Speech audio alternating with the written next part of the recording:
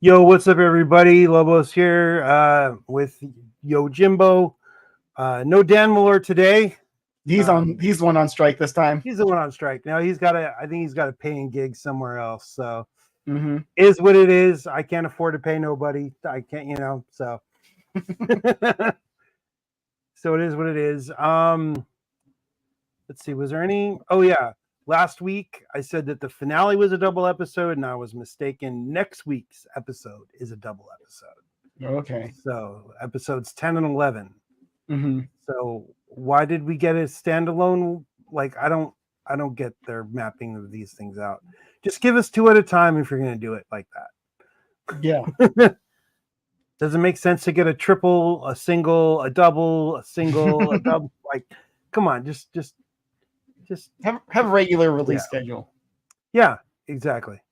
Especially when they're releasing it like at the same exact time as X-Men 97. Mm-hmm. I mean, could we have just hurried this up and had all the episodes out by now? And so the X-Men show could have started when this show wrapped up. I mean, I guess they were aiming for the finale to be right before May 4th, but then wait on the Marvel thing, Even though I'm seriously enjoying the new Marvel cartoon, but that's for a different show. Yeah. It's been pretty enjoyable though so far. Yeah, big time. Even not gonna talk about it. We'll talk about it off cam. So okay, the only thing I can say though is that it made sense for the previous 2-part episode to be 2 parts because they were both like a related story arc. It was a legit 2-parter. Are you talking about Star Wars or X-Men? Star Wars. Okay. The Bad Batch. Jumping back. Right. And I don't think that this one laid down some exposition, but I don't think it specifically is going to be setting up the next one. But last week's was a single. I know. I'm talking about the one I was on strike for. Right. The one I wasn't allowed to talk about. So the previous but one. I just mean that it feels like those are more one-off stories. But we could have got last night's episode last week. Yes. And got next week's double to last night. Just double them up. I would like an hour of content tonight, please. Thank you. That would be nice. Of course, that makes this show way longer. But we do. I don't think there's no weird Star Wars news came out this week that I'm aware of. No, no news is good news, right? Especially given the previous weeks was cancellations. Well, except for Rogue Squadron. Yeah, there was the Rogue Squadron thing, and then there was what got canceled? The games, the Mandalorian game. Oh, right, the Respawn game, right? Yeah. Yeah. Also, people's enthusiasm for the repackaged. Notice I didn't say remastered Battlefront. There was the thing that we covered at the end of the show. That was the end of the show last week, the Acolyte trailer. That's right. I've watched it a couple more times. I'm not excited. I thought if I watched it a couple more times, I'd be like, all right. But I'm not excited for it. Hopefully, when it comes out, it'll change. I don't really think that was a very big sizzle trailer. No, it was kind of just some set pieces and. Oh, I forgot I had this banner. Oh man! All right. Well, I guess let's get into the episode. After I like and subscribe. Yeah. Please, do all those things. We don't have Dan's. I have no idea who directed this or wrote it, but I know its title is The Harbinger. And off the speculation last week. Whoa. I removed the wrong thing. the Harbinger was who everybody was speculating it to be. So Yep. that was not surprising. Mm-hmm. And yeah, not surprising, but also still a little bit surprising. Right. So the episode starts up. They're on what's this planet called again? Oh, the nice one? Pabu. Pabu. Yeah. And Crosshair returns from a fishing trip with one of the locals, and Wrecker decides to tease him about making a new friend because Crosshair doesn't have that. Well, very often he's you made a new friend. He's hard to like. Crosshair, hard to like. the guy who sits in solitude waiting for someone to not know they're gonna die to be. Also, his conversational style is also very much a sniper, where like he's gonna sit back, wait, and then I'm gonna snipe you and make some like point. So yes, right. So, Wrecker and Crosshair meet up with Hunter, and they just start discussing about the fact that Fennec hasn't been responding to their calls or giving them their payment of information about the whatever the M count is, which luckily finally we learn what that is later in the episode. But they think they're being ghosted. Yeah, they think they're getting ghosted by Fennec. And then they cut to Omega and Batcher walking down the beach. Batcher's changing some, chasing those little lizard things, whatever they're called. I still don't know if they've given a name for them. Mm-hmm. And they run into a cave, and Batcher gets kind of scared. And it's a cave that apparently they've both been in a couple times. Mm-hmm. And Omega, slowly goes in deeper, even though I don't know why she would do that. If the dog's scared, I would have went and got one of the guys to come with me because, they're armed. They got guns. Yeah. Not that it eventually would have helped. Right. We don't know that, but that would have been better than just seeking out whatever's in there. Exactly. But Omega does find someone has stashed a starship in there. Wow, that's really dark. Holy crap. And is it one of those clone assassin guys? What's going on? So she starts poking around, and oh wait, did I skip it? Generally, strangers showing up places when you're on a remote island with a ship isn't good. Generally, yeah. So while she's standing there, Batcher gets spooked and kind of runs away. And I don't know if that's because someone made him, but then we get the reveal. Oh, I'm trying to get the right pause on that. I'll just show it. That'll be easier. It's not like I'm putting any sound. Dun, dun, dun. Now we know who got called. Yeah. We know whose ship it is, at least. Well, I mean, I'm sure there's some people who might be Clone Wars illiterate. Mm-hmm. But here's a good shot of her. Asajj Ventress with hair. Which is, it's cool, but it's weird to see her with hair. It's been a while, though. Since we've seen, well, it's like I didn't even know that she shaved her head. I just kind of assumed that the Dathomirian witches were all bald. I'm trying to think if does the Night Sister that's in the Star Wars Jedi Respawn games have hair? I don't know. I'm gonna have to fire that up later and find out. Mhm. I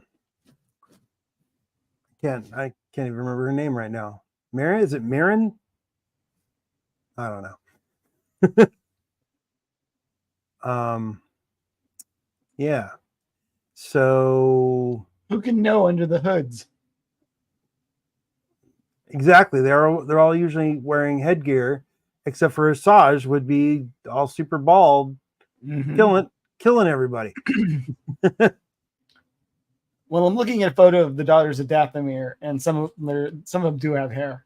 Okay, are they all blonde or white? No, That's all very one white, one like blue gray, or okay. black, and then the two bald, three hoods. So we get the guys finally. Well, I guess Batcher kind of calls the guys over, right? Mm-hmm. He runs halfway back, barks, gets their attention, then runs away, and they're like, "Oh, where's Omega?" So they come to the cave and confront. Well, Asajj kind of confronts them, saying, "You're asking." Well, here's a good quote right here. Very reckless to inquire about such things, referring to them asking about the M count. Mm-hmm. And of course, they're confused. They don't know what that is. Mm-hmm. So and then the way Omega like posits her theoretical, like a friend of mine wanted to know, like yeah, she kind of lost that pretty quick, didn't she? A friend of mine wanted to know what it was. Why are they searching me? I mean, and then is that why they're searching for me? I mean, my friend. Yeah. It's Omega's so out of it. I don't know. They're all so Asajj gives them the whole, M count, something in the blood. Everybody has it, but some have more than others, and the ones who have it are more believed to be, powerful with the Force. And then Omega, you saying I'm a Jedi? It's like, oh God. And it's completely off at that point. I cringed when I heard that. It's like, no, this feels right back to all the speculation that was going on when season 1 started up. Mm-hmm. Are they going to make her Force sensitive? And everybody was like, no, don't be ridiculous. Here we are, season 3, 9 episodes in, and she's getting the M count speech. Yes, but there's other theories that Crosshair as well. He was getting the same testing that they all were. Yeah.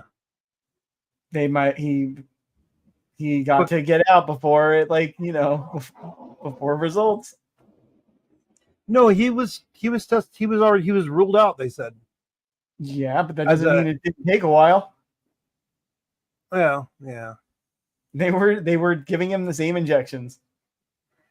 Well, were they giving him injections, or were they just taking? I think the point is that they give him injections with M count positive blood or whatever, and then see if it sticks around or stays even. I thought they were taking the blood out and then using that centrifuge to do it. Yeah. Who knows how space magic science works? Yeah. Space magic science. Mm-hmm. So Asajj decides to test Omega's abilities. And we get Mr. Miyagi telling Daniel-san to get in the crane kick position. With an apple on your head. With an apple on his head. But yeah, it's kind of silly. Mm-hmm. And she seems to be fairly trash at this one. Yeah. Yeah, she does. I mean, they do it. over and over for a while. Mm-hmm. And oh yeah, I kind of skipped over that. Before they start the training, Crosshair. Oh wait, or am I getting ahead of myself? Oh yeah, that's right. While they're doing this, Crosshair shows up with text datapad saying, "Oh, this person is a separatist assassin named Asajj Ventress. We can't trust her. We don't know what she wants." And yeah. So Asajj devises a way to separate her Omega from the group, leaving her with the batch to explain, hash it out. Yeah, hash it out. That's probably a better way to do it. And she's like, "Go get me a white flower from this tree that's up at the top of the mountain." So Omega runs off, and Asajj is like, "Well, let me give you advice. Whatever you're planning on doing is not going to end well for you." And they're like, "Oh yeah," because they think they're badasses. They gotta try. And yeah, so they I kind of predicted this a little bit last week. It came to fruition a little bit differently than I expected it to. But last week I said that my prediction was the batch will they'll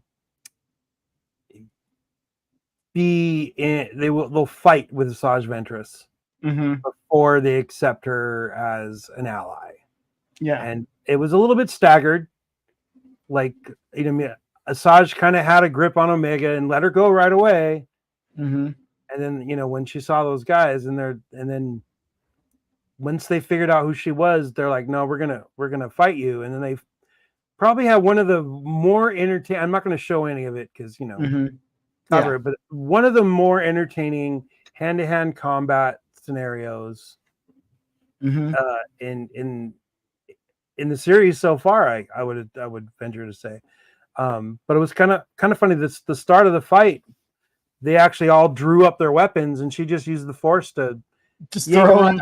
Yank them out of their hands. At least she didn't throw it all the way off the cliff, right? That was kind of nice of her. I mean, she just disarmed them. She's like, "Look, your guns are still right there. I'm just disarming you," and then proceeded to just whoop their butts and use the weapons that they used against her. Take them from them and use them against her rather than anything else. Pretty much. It's like one of those samurai movie and anime movie anime tropes, though, that you have to fight someone to know what their real intent. That's how you know. Are they going to hold back? So they know that she could have ended them. She could have ended it.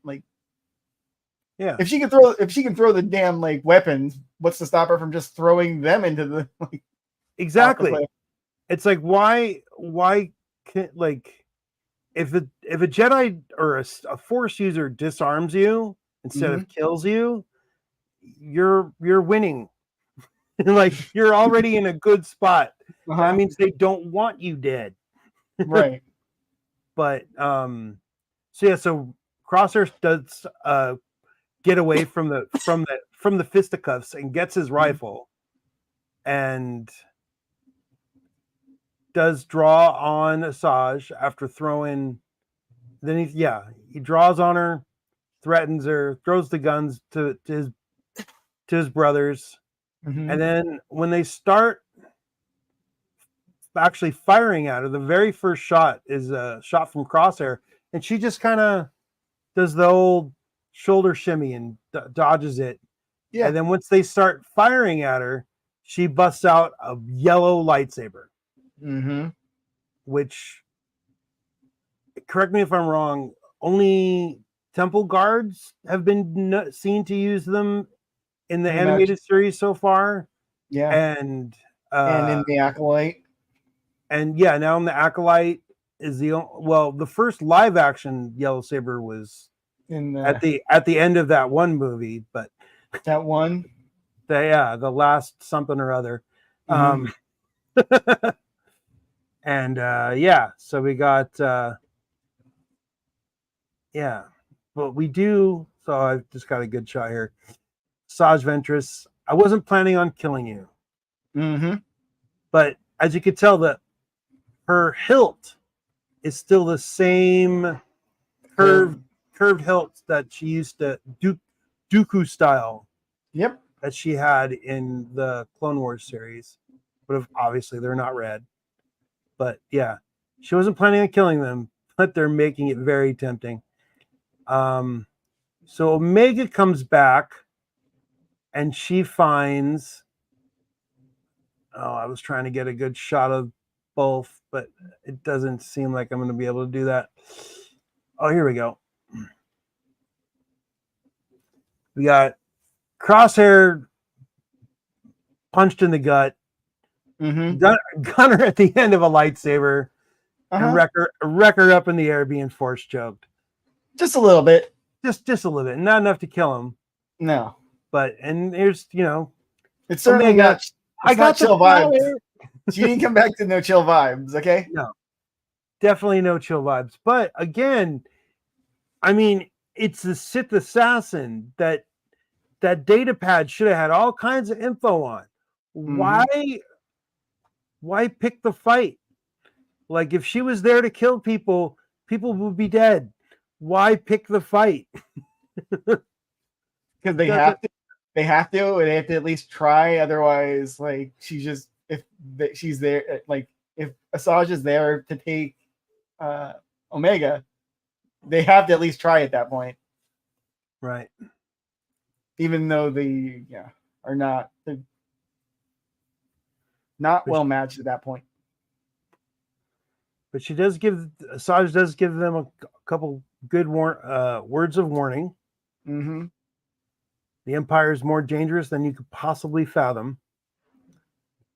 And she is not,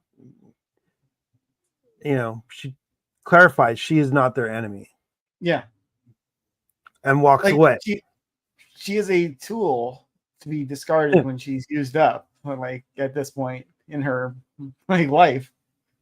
Right. You think the Emperor has any use for her? She was on the other side officially. Well, I think at this point in time, the Emperor would have use for her. I know. She's got plenty of skills. She's got a high M count, which he's wants to experiment with, and he's got the Inquisitors. I mean, I guess technically that's Darth Vader's crew, but I don't know how. I'm looking into the camera because remember my point about, like, Inquisitors that they've shown? Like, Inquisitors are plot armor that basically they're like tissue paper when they need to be, which is most of the time, and scary off screen. It's we need a lightsaber fight, but we can't kill off any main characters. What do we do? Inquisitor. An Inquisitor. Don't even give it a name. Call it some kind of brother or sister. But it's crazy. So they go back. I guess they're hanging out on the Marauder, talking about. I mean, I'm assuming that's what this is, right? That looks like the Marauder cockpit. And Omega's like, no, we should give her a chance, which is, classic Omega. Doesn't give up on anybody ever. And she even points that out to Crosshair, because everybody's like, no, she's got to go. She's like, I don't give up on people. I didn't give up on you. And Crosshair can't say nothing about it. No, the only reason he's there is that she did that. Yeah, because she could have just left him. So the next day, I'm assuming these people sleep. Omega goes down to the docks and finds Asajj just kind of chilling. Well, as chilling as standing at attention like that is.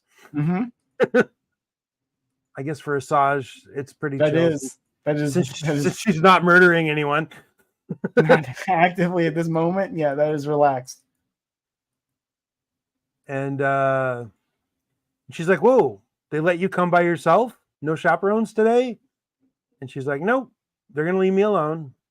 And no distractions, you said. And she's like, have they told me about what you've done?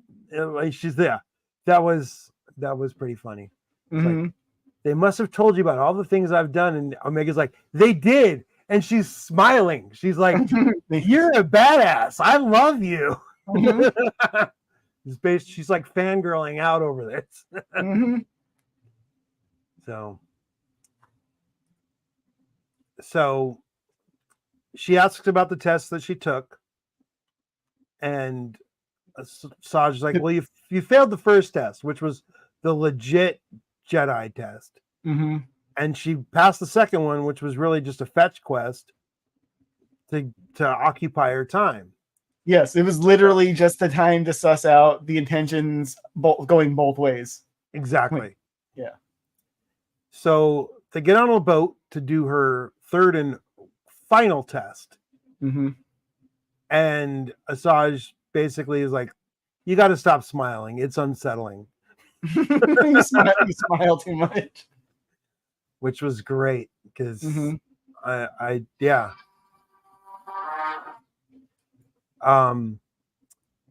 So they go out into the middle of the water, which we know this planet's full of life, and Asajj wants Omega to reach out with the Force and do, like, I don't know.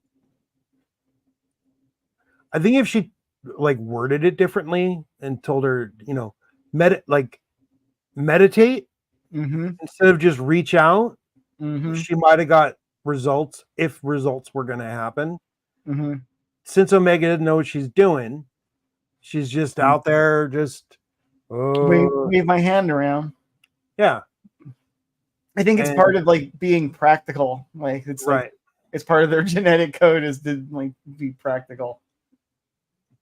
So this I'm going to show a little clip of. So the guys are on the shore watching them on the boat. Mm-hmm. Hunter and Wrecker are using God,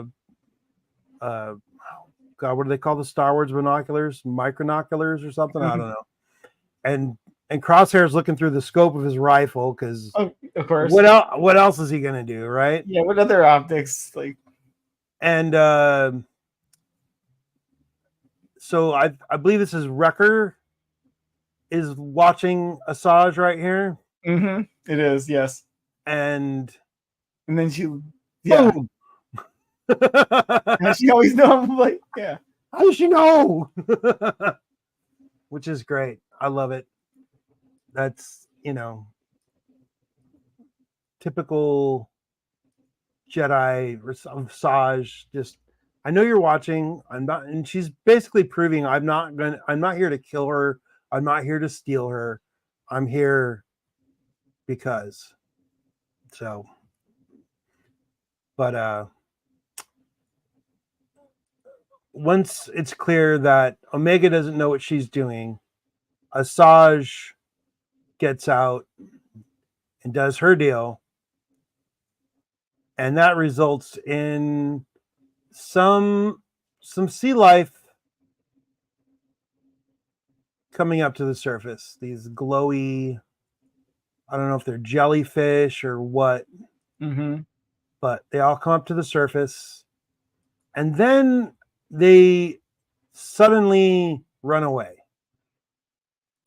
And well, why? Why did they suddenly run away?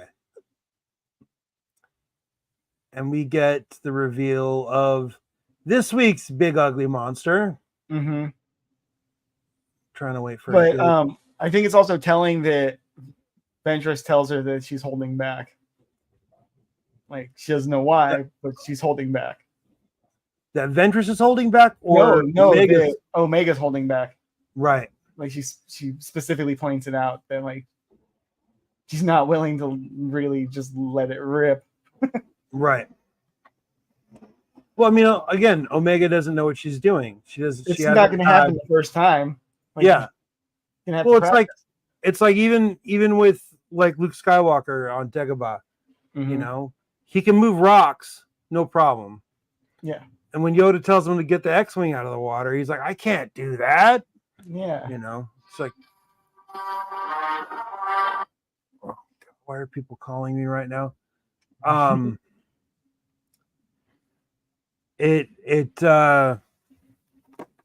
Yeah.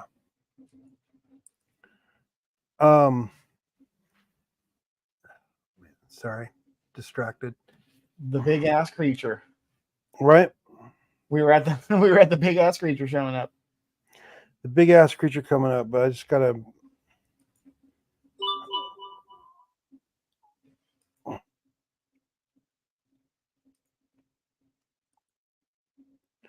Sorry. Mm-hmm. I want to know who they keep borrowing these boats from. And do you think they're going to loan them any more boats after this? I mean, they've only really wrecked one. They've only really wrecked one, and this one they don't. I mean, the boat gets capsized, but it's intact. It's like space magic.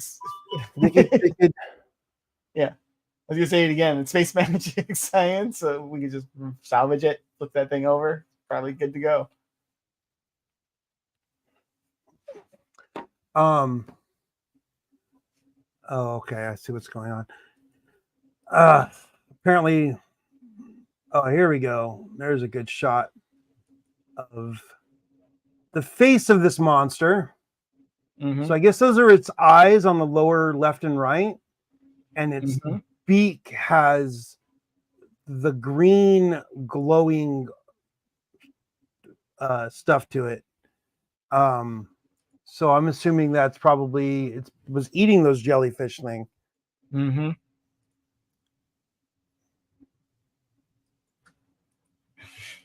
Like, did you summon that? Right? Yeah, not intentionally. And yeah, it's like a squid, and I guess squids do have not shells on the outside, but they do have. It looks kind of like a cross between like a squid and a turtle. Because it's got that big hard exoskeleton. So, but you can't call it a Squirtle. It's just it's already taken. Because then Nintendo will come and sue you. Yeah. But it's got crazy tentacles. Oops, that's too much. So the batch go when they get their ship to go save Asajj and Omega, and they start shooting at the thing, but all they're doing is making it more angry. And it's it's doing what it's doing, but it does grab Omega and pulls her underwater. Asajj dives in, fires up her lightsaber, cuts off the tentacle that brings her back to the surface. And this thing just keeps on coming after him. Asajj gets grabbed by the tentacle. Omega tells the guys to stop shooting. And Asajj uses the Force to calm it down, like Anakin does to animals. And yeah, she tames this thing. So theoretically, Asajj could. There's a good shot of the creature from the side there. She could unleash the Kraken. She could. I think that thing qualifies as a Kraken. It might be. So it looks like it has plenty of tentacles. Yeah. So since everything got calmed down, the guys pull up in the ship, get Asajj and Omega on board. They do show the. Oops. So the ship is still floating. So everything I think is okay. there. They can See, get their still just deposit back. there. Yeah, someone could go out there and retrieve it, and it's not like it was full of meat or anything, so no one can there's no sea creatures going to eat it. There's a little detail when the ship arrives that like he gives a hand. Crosshair gives a hand to Omega first, and then reaches out to Asajj, and she's like, "What?" Yeah. And then this is the biggest admission that Asajj makes in her entire character career. Mm-hmm. Believe it or not, I don't know everything. Yep. That's the strongest admission she's ever made. Yeah. So, it's there also the other thing. Omega says at one point, that was fun. Mm-hmm. Almost being dragged underwater, almost drowning. Mm-hmm. And that's fun. That's Omega's idea of fun. So to echo what Asajj said earlier, she's an odd little clone. Yeah. And she basically tells him, stop asking the questions. Stop asking around. The more you ask, the more trouble it is. Yeah, the bigger target you're going to be. And Omega's like, I'm already a target. And if she can find them, there's others who could find them. Yeah, exactly. No, yeah, she does say that. You got, for some clones, I think she says it way back in the beginning of the episode. For some ex-clones trying to lay low, you guys are doing a horrible job at it. Yeah. And remember, they're gonna bring hell down on Pabu. Yeah, they can get the hell out of there. They can't just keep on relaxing on their beachfront property. So, so Crosshair's like, I can't figure out which side you're on. Ventress is, I'm on my own side. Yeah. And aren't you afraid of the Empire coming after you? She says, they can try, but I got a few lives left, implying she's got disposable lives because there was the book that she dies in. The book she dies in, yeah. And then they somehow resurrected her. I was kind of hoping that they would explain that a little bit.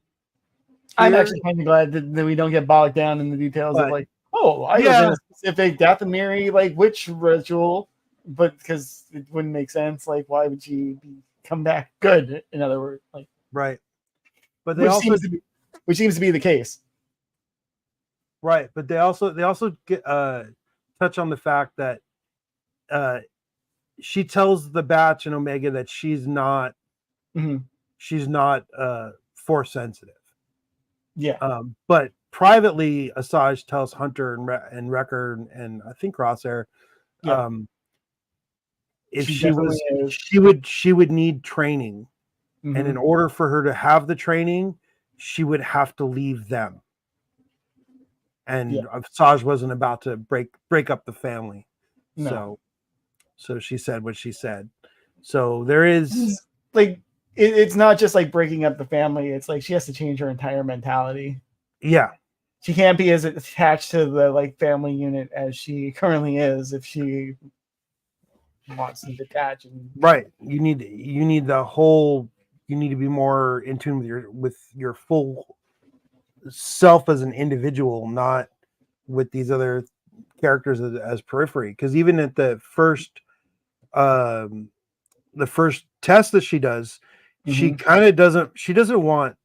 She can't get outside of her own head enough to not be thinking about the guys behind her and Asajj and especially with Wrecker cheering her on and that you can't really concentrate like that when you're it's a supportive environment, and Ventress probably in some ways feels it's you got a chance.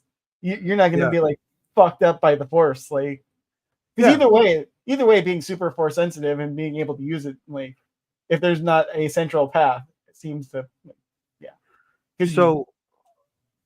So there's a lot of speculation now that because of so the voice actor for Asajj Ventress said that she's this is just the first taste. There's a lot more Ventress to come. So there's a lot of people speculating that at the end of this season, Omega will go off with Ventress, and that'll be whatever the next series is called. Which I'm kind of interested in seeing that. Because it's like the not the Jedi, like it's it's kind of what they've been pushing, the ideal of like, well, maybe some people can walk their own way. They don't necessarily have to have the disciplinary of like, I'm gonna cut off everybody I care about. It's what used to be called in some circles a gray Jedi. But apparently that's not a real thing, according to well, I guess George and I know. Mostly the person that said it that pissed me off the most was Freddie Prinze Jr. But especially considering, I mean, he's he was the voice for Kanan. Shouldn't have come back to do the voice of young Kanan in season 1. I'm really glad he hasn't been around since then, and he just needs to go back and stay writing for the WWE. Because I'm not watching that show, so it doesn't affect me. Like Jolie Bindo begs to disagree, but he doesn't exist anymore. Who? It was a character from Knights of the Old Republic. Yeah, that's not canon anyway. No. He basically tells like stories that are like nothing but like warnings about like, well, like go down too far down that path and it'll like boomerang back at you anyways. Like the guy who finds his destiny by like, he's like always telling people like he's gonna have like a big destiny, and his destiny is to fall into like an engine like and blow up a ship. Right. He found his destiny, but it was so an engine core. Next week's episodes are I just had them and I lost the page.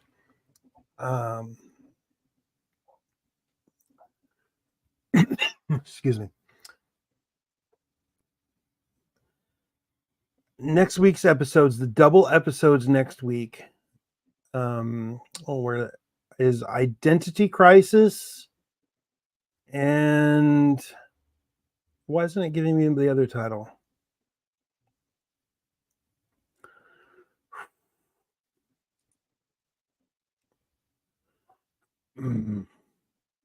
I hate that. Oh, that's weird. On the search engine I just used, it's not giving me the info that I want. That's Google Chrome. When I check it on Microsoft Bing, I get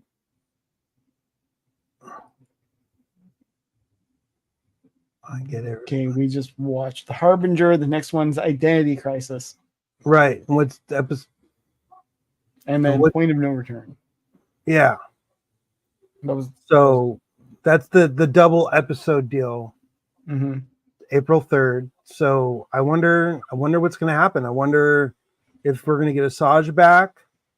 If Omega is going to do some weird force feat, some kind of, point of no return. Is this, does the Empire show up on Pabu at the end of during that second episode? Is that the point of no return? Do they,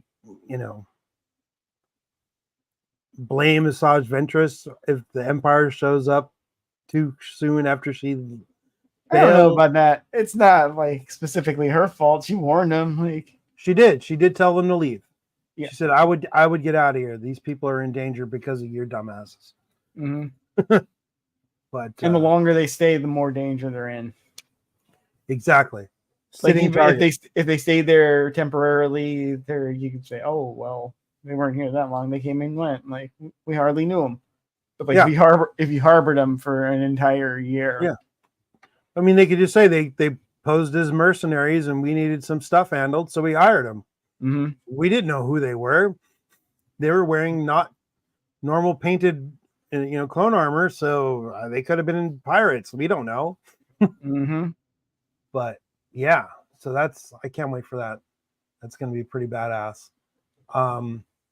But because I got those 2 phone calls, we gotta kind of wrap it up because I gotta go take care of a couple things. Mm-hmm. So anybody out there, if you watched and enjoyed us, please like, share, subscribe, all those things. Like that thing there. Mm-hmm. And yeah. Well, why can't I hide that now? There we go. We'll be back next week with a double episode. Dan Moore will probably be with us. And with that, may the force be with you, and we're out of here.